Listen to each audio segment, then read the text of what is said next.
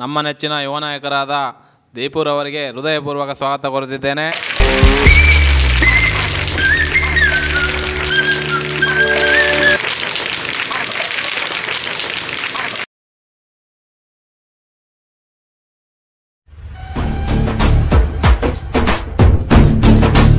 ಇಂದಿನ ಮಕ್ಕಳೇ ಮುಂದಿನ ಪ್ರಜೆಗಳು.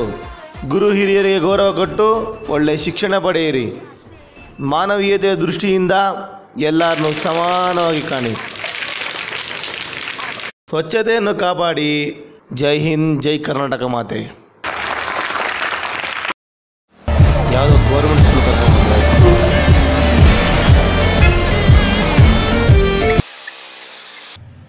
ಇಳಿಬೇಡ್ರ. ಯಾರು ನೋಡಿಲ್ಲ ನಡ್ರ.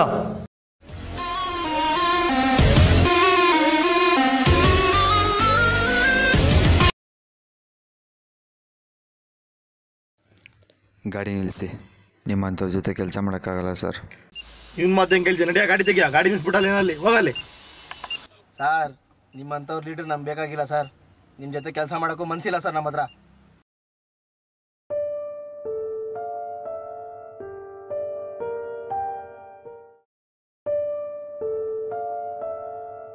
ಜಾಸ್ತಿನಾ?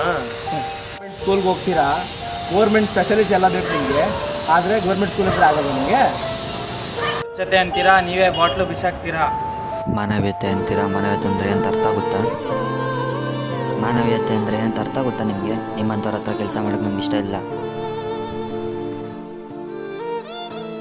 Good bye.